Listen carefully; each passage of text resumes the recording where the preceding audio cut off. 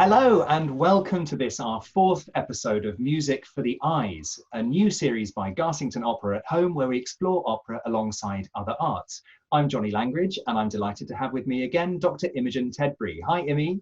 Hi, Johnny. Hello.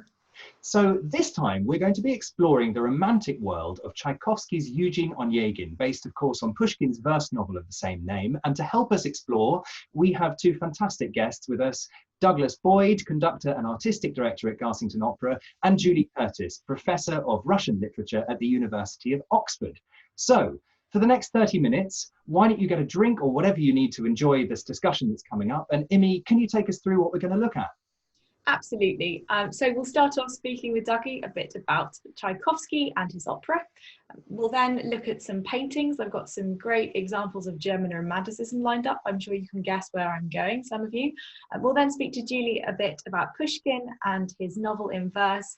And we'll take in some thoughts on ennui, melancholy, and this question of romance and romanticism as well. And what better place to start than probably halfway through this opera, the opulent ball that we attend at Prince Gremin's palace. This is the Polonaise from Garsington Opera's production of Eugene Onegin in 2016.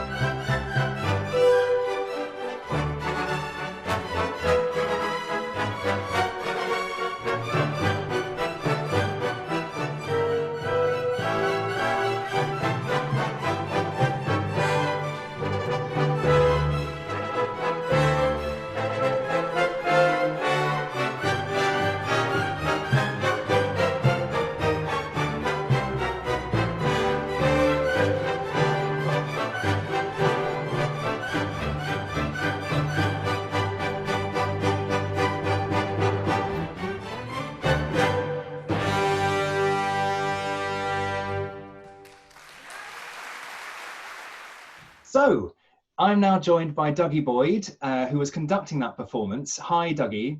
Hi, lovely to be here. It's lovely to see that production again, isn't it? Well, maybe it's the lockdown, but it feels so emotional to be brought back to that production. You know, the music we're in the white heat of Romanticism, but it's also, I can smell Garsington as I hear that wonderful Polonaise. And it's extraordinary music and of course an amazing story, of course, that we'll explore as we go on in this discussion. But I want to ask you about the music and the characters in this opera. How does Tchaikovsky bring out those sensibilities, I suppose, of each of these characters? Well, as I said, we're in this romantic world, but it's so much more than that. He has what we'd call leitmotifs, or symbols for each character, not least Tatiana. And we hear that right from the get-go, right from the very, very beginning. It's not really an overture, but a kind of introduction where we have this descending motif, which we hear nearly every time Tatiana speaks or sings her aria. And that in itself is an interesting motif. This, what we call chromatic, sort of sticking line, which in the history of music is always seen as a kind of fate motif. Sometimes even death, but certainly fate. And in that small introduction at the beginning, we always have these two chords that at the end of each phrase, bum, bum. To me, it's like a door closing. She has all this yearning and fantasy for a life of real romanticism, of real love, that the door will always close on her, bum, bum. And these motifs are incredibly important and take us into a different level of understanding of this extraordinary music. And we get sort of thrown around as viewers and audience members and listeners from very, very close scenes to these huge, as we just saw there, very opulent ball, but other dances as well. I mean, it's fantastic music, isn't it? The music is just to die for. It's just, it's miraculous, you know. And on so many levels, you mentioned dance. Dance is integral, as we just saw in the Polonaise. And it's dance that looks east and west. You know, we have especially in the first act, dances that have kind of Slavic nature, looking towards the earth of Russia, of Mother Russia, and then in the Polonaise, we're in St. Petersburg. This looking towards the west, Western liberalism, call it what you like, but looking towards the west, which is, maybe we'll come on to this, Julie, in a moment. But I think that's very much part of the Russian psyche as well. And we also have music which is connected not only to the earth, but I think to religion. Very early on in the opera, we have the entrance of the peasants, and there's something that is so symbolic of Russian Orthodox music in this kind of polyphony and modal music, which is absolutely unmistakably from the church. So we have all these the smells and the tastes of Russian culture. And looking to the West as well. I mean, the training that Tchaikovsky had in terms of writing symphonic music and in the opera is completely built within Western, what is absolutely Western musical culture as well. And it feels quite grand, certainly in the clip we've just seen. I mean, we couldn't get more opulent than that. Is it grand in your opinion throughout? No, I think it flips between the most incredible intimacy and grandeur, you know. So we're in the dance scenes, the climax at the end, which we may come to later, you know, you're back into this ultimate huge romantic sound, what we recognize as the modern symphony orchestra. But there are moments at the beginning and some of the dialogue, some of the rhetoric between the characters, where we're in a Mozartian world. And I think I use the word deliberately because although we see Tchaikovsky as one of the great pillars of Romanticism, actually one of his favorite composers was Mozart. And actually, when I started studying this work, which is back in, I think in 2015, when I was preparing it for the performances in 16, before that, he had, I have to confess, he had not been one of my favorite composers, but the epiphany for me was seeing Tchaikovsky as not only this great landscape painter of sound, but actually the detail, the phrasing, which comes back to the language, because it's, in a sense, we're helped by the text because the phrasings of each musical motif are perfectly mirrored by the Russian language as well. And so rhetoric and the classicism of Mozart and the transparency of Mozart sits so beautifully with this incredible, vast canvas of Romanticism. Yeah, I suppose, you know, in a sense, it's the musical equivalent of an extroverted introvert. So that sense of intimacy within a grand structure, as you say. Perfect. Imi, I bet you've got some great pictures to show us about that. I mean, of course I do, don't I? You know, intimacy and grandeur from the kind of Tchaikovsky, the great romantic landscape painter of music. So I was thinking about romantic painters and where to go in this conversation, and there is nowhere to go really except Caspar David Friedrich and his work in the early 19th century.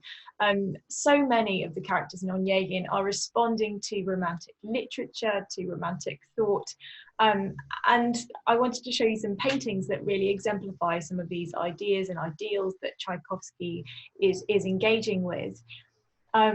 Baudelaire once said that Romanticism is, it's very difficult to define, but it is a way of feeling. It's concerned with imagination and with the representation of emotion. And there's really nowhere to go except, as I say, Caspar David Friedrich. Here I'm showing you his painting of two men contemplating the moon from about 1820. These two figures silhouetted in this dark forest against a pale sky, watching the moon, looking at that earth shine on the moon, and this one of these stars kind of piercing through the gloom as well. Like many of Friedrich's paintings, this has an extremely dramatic vista, this dramatic diagonal from left to right, a rocky landscape delineated with a very bare palette, very empty, limited palette, blues, oranges, russets, blacks. That's about all we've got here, but we get this sense of the gloom of the forest where these men are standing, looking out at the moon. And this sense of the drop, they're on the edge of a precipice, and these rocks are falling away to nothing. Like many of Friedrich's paintings, there is no middle ground here. We have the foreground, the rocks with their moss, and we have the dramatic form of this dead tree uprooted, silhouetted against the light of the sky. You can see when you look very carefully, there's just some shine of the moonlight on this tree trunk, on the branches, this very pale blue shine, which is also caught, I think, on the figures themselves, on the blues of their shoulders, on what they're wearing, their faces caught by the moonlight as well. These two figures are, of course, very characteristic of Friedrich's work. I'm showing you here his most famous painting, his Wanderer Above the Sea Fog from 1818. And here you can see his most characteristic example of a Rücken figure, that is a figure seen from the back who allows us a view into a landscape. And our two figures in our men contemplating the moonlight are also examples of this. These figures are so crucial in Friedrich's work. They're a way of representing man's experience inside nature. We are invited to imagine ourselves as this figure, if you like, something which is also found in Romantic poetry too. You know, you think of something like Wordsworth, you know, wandering lonely as a cloud. The eye of that poem becomes not just the eye of the poet, but the eye of the speaker when you read that poet out loud. And these Rücken figures in Friedrich's work have the same effect. We're invited to imagine ourselves that figure. And the figure represents man's experience of the sublime nature or inadequacy in these beautiful, huge spaces. But the figure also blocks our view as well. We experience the beauty of the landscape through them, but they also distort and affect our view of the landscape too. Our painting of our two men contemplating the moon is one of three versions by Friedrich, and I think it's more characteristic of his work than we perhaps give Friedrich credit for. We think of Friedrich as a painter of single figures in landscapes, but really most of his paintings, or many at least, involve more than one figure, two figures, often, like our two figures here, arm in arm, leaning on each other in companionship, experiencing nature together. Friedrich is a painter not only of the sublime, of man's experience of nature in this way, but also of the shared experience of nature, and a shared companionship that we find in Romanticism. There are two other versions of this painting. The second is of a man and a woman. Friedrich is often identified as the figure on the right, the woman is his wife. And then the third version of this painting takes again our two men, Friedrich on the right, and his younger companion, August Heinrich, as well, who died after the first version of this painting was painted, and before this last version that I'm showing you here. And for me, this painting takes on a new significance, melancholy. You know, looking at these paintings now in this time that we'll find ourselves in, the thought of being somewhere beautiful with a friend, looking at nature together, experiencing things together, seems all the more poignant. But this idea is prevalent in Friedrich's work, and this kind of companionship was really important to a lot of artists of Friedrich's day. Friedrich, of course, being an artist who Lenski would have known, and of course Pushkin would have been thinking of when he was creating a character like Lenski, who is so full of the dramas of German Romanticism like Friedrich is. And I guess that's a good moment for me now to bring in Julie. Hi, Julie. Hello. Hello. Hi.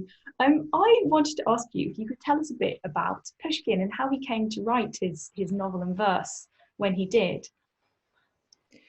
Of course, I'm very happy to do that. Paradoxically, given what you've just been saying about the importance of Romanticism, we should perhaps bear in mind that Pushkin, when he started to write this poem, this novel in verse, in fact, he started in 1823. The following year, 1824, is the year when Byron dies. And in some ways, his writing of this text marks the end of his interest in and enthusiasm for Byronic Romanticism. He's a very young man. He's only 23 when he starts to write Eugene Onegin, his novel in verse.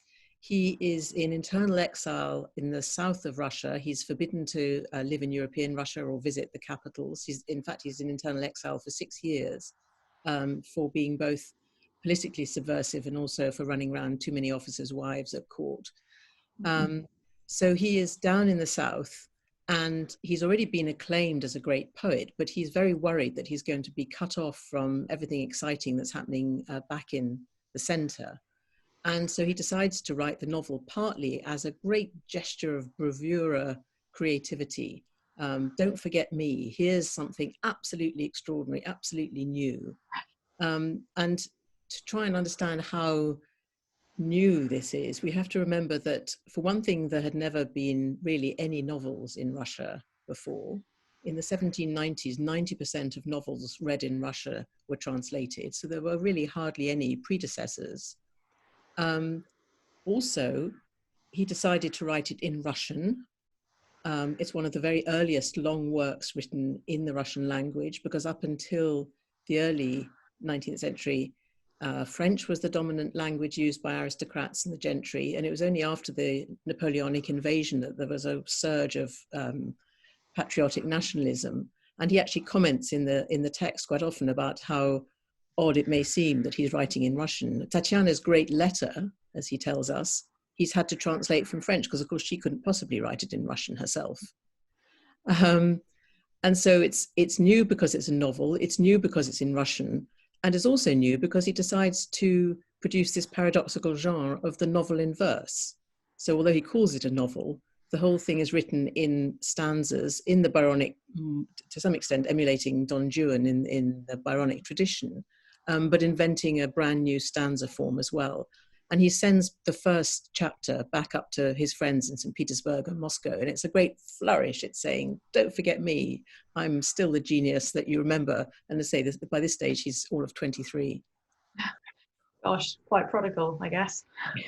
Do you think, I mean, you sort of already answered this really, but why was this story so appealing to Tchaikovsky later in the century?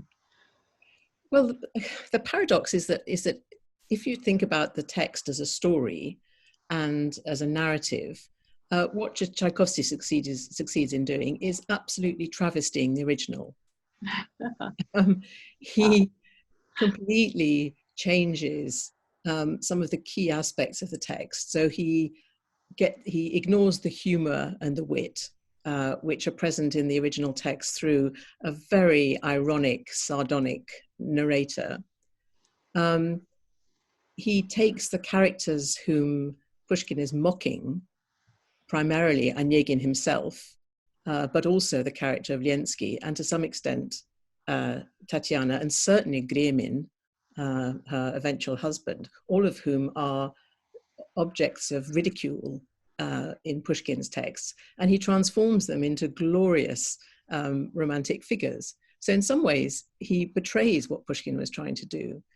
But I'm sure that what links the two of them is an enormous fondness for the countryside of Russia, for the traditional ways of Russia. Dougie already talked about these hints of church music weaving together with the peasant songs when they come to bring the harvest home to their mistress in the opening scenes.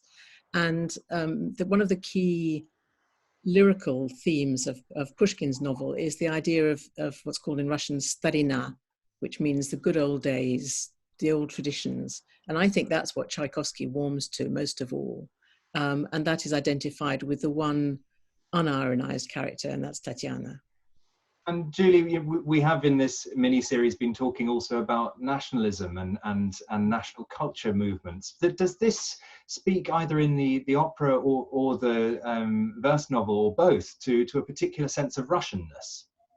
Absolutely. As I've said, even the very fact of it being written in Russia, being set in the Russian countryside, is already a marker of it, and it celebrates all of these traditions and the landscape. But there's a moment in the novel when Tatiana is described as being Russian in her soul, even though she doesn't know it. And Tatiana's huge strength throughout the whole text, and this was also preserved by Tchaikovsky in the opera, is to be identified with Russia as a nation, with everything that's good and simple and straightforward about Russia as a country in touch with its religious faith and with the seasons and the cycles of the harvest and so on.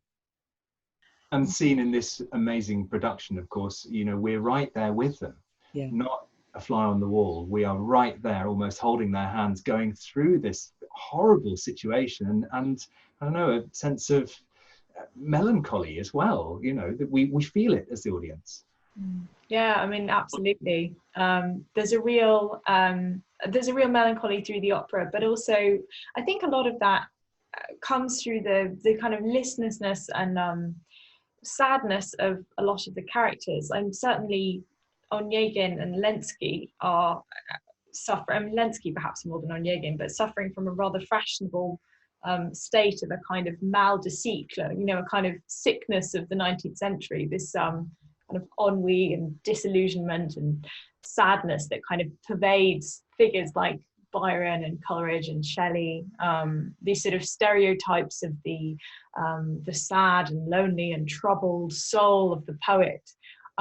These sort of ideas which are really made fun of by writers like Pushkin, and also by British novelists as well, like Thomas Love Peacock, who makes fun of the romantic ideals of being unhappy. He wrote that it was the fashion to be unhappy, and to have reason for being so would be exceedingly commonplace. So there's a kind of fashionability to it. And I just want to draw your attention very briefly to how this sort of comes up in art as well. Here I'm showing you Henry Wallace's Death of Chatterton. Chatterton was one of the young romantic poets of the 18th century. He was outed as a forger when he was really very young. He'd forged some medieval manuscripts and got this terrible reputation for trying to pass off his own work as that of as a medieval discovery. And he was very melancholy himself, and committed suicide when he was only 17. But this story caught the imagination of painters and artists of the next generation. And this painting, painted in 1856 by Henry Wallace, one of the young pre-Raphaelites, really encapsulates the extent to which ideas and representations of melancholy were fashionable, were seen as a thing of beauty and a subject for art. So although of course, some of these ideas, this is an articulation of depression and of mental health issues in some ways, but it's important, I think, to recognise that these sad feelings of fashionable unhappiness, they are also an artistic trope. And a subject for satire and engagement as well. And in the opera, there's, of course, that magical moment just before the duel that has been wagered between Lenski and Onegin, where there's a sense of nostalgic melancholy as well that we see in Lenski's aria. So just before we continue our discussion, here is part of that aria sung so beautifully in Michael Boyd's production by Oleksiy Palchikov at Garsington Opera. Что день грядущий мне готовит?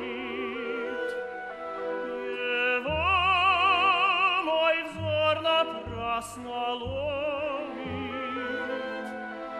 В глубокой тьме таится он. Нет нужды прав судьбы закон.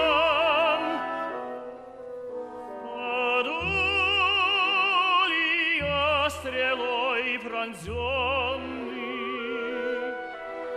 il mima paletitana,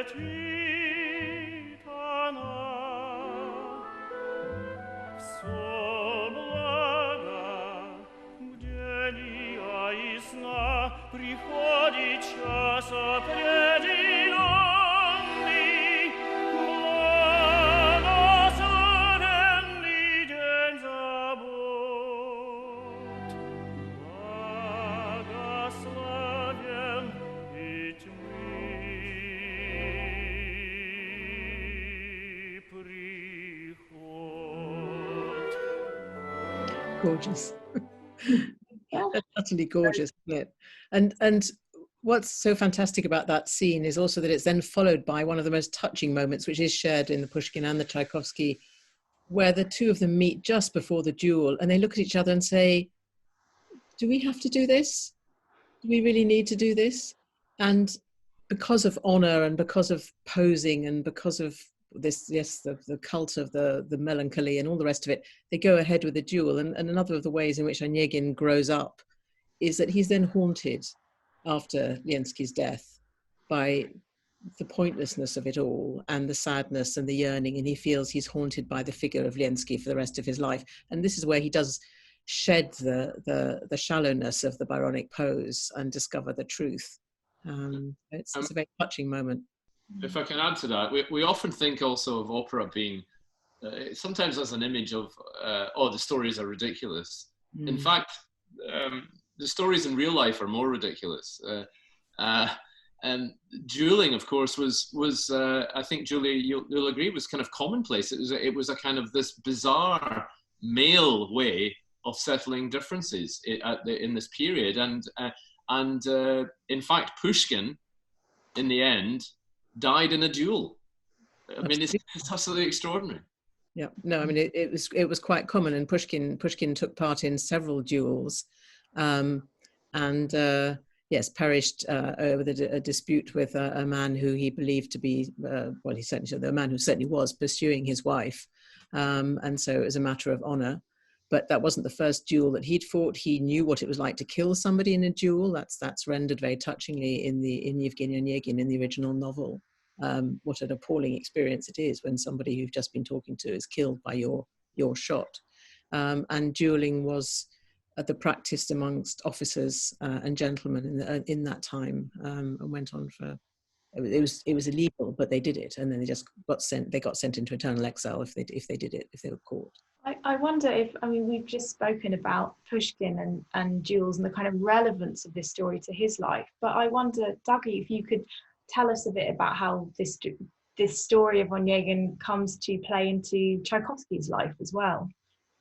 Well, I think suppression of emotions was very much part of Tchaikovsky's life. I mean, we know now that he was homosexual. But yet another story that is stranger than fiction was that he received a letter from, what was her name, Antonina Milyukova, I think her name was, a student of his at the conservatory, a gushing love letter. Does that remind you of something? Just as Tatiana did to Onegin, this girl did to Tchaikovsky. And very unwisely, he followed it through. And married her disastrously, disastrous marriage, which didn't last very long. I think it was a very, very short marriage. So I think that must have rung true to Tchaikovsky when he read Onegin. That tees us up perfectly, Dougie, to seeing that wonderful moment. We're moving in reverse chronology, of course, through these clips to closer to the beginning of the opera, where Tatiana is writing her letter to Onegin, here performed so beautifully by Natalia Romaniu in Garsington Opera's production.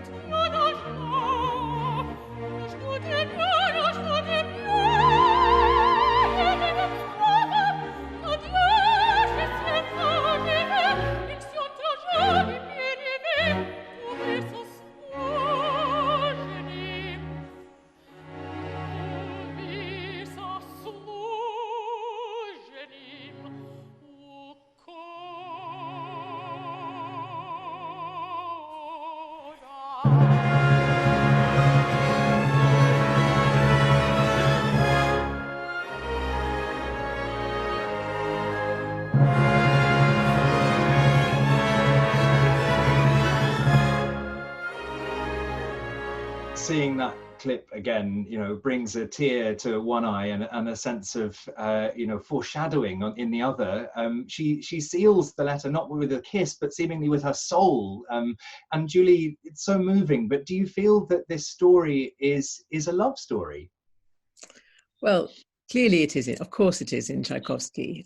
In Pushkin, it's not. There's a rather splendid comment made by a formalist critic called Viktor Shklovsky, that this is not so much the text is not so much a love story between Tatiana and Onegin, but a game that is played with that love story. That Pushkin's playfulness is the thing that comes to the fore most. But on the other hand, what you could say is that it's unequivocally a love story between Pushkin and Tatiana. Pushkin loves his heroine. He declares his love for her. He presents her so fondly, so kindly, so sympathetically through all her difficult and somewhat sad life. And that's what's celebrated above all in Pushkin's original. I think it's also it's a life story, because who has not at some point in their life been rejected, and who has not loved? And there's a universality about the truth about that in Tchaikovsky's version. Well, it has been an enormous pleasure to share this discussion with our two fabulous guests, Dougie and Julie. Thank you so much for joining us. Always lovely to talk about Pushkin. I can't wait to do it again. Yeah, please do. We've been so heartened by everybody's very kind messages of encouragement for this mini-series, and whilst we're not going to continue weekly, we will certainly bring you some more music for the eyes before the summer is out. So thank you so much for joining us, and to leave you this week, we head to the end of the opera here with the final meeting of Onegin and Tatiana, here sung by Roderick Williams and Natalia Romanu at Garsington Opera.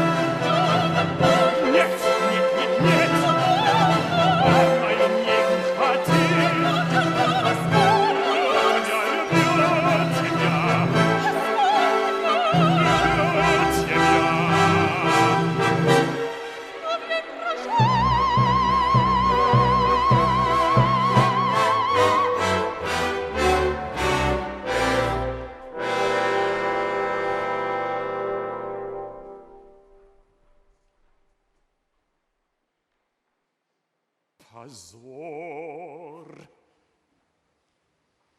Tasca, o jalki's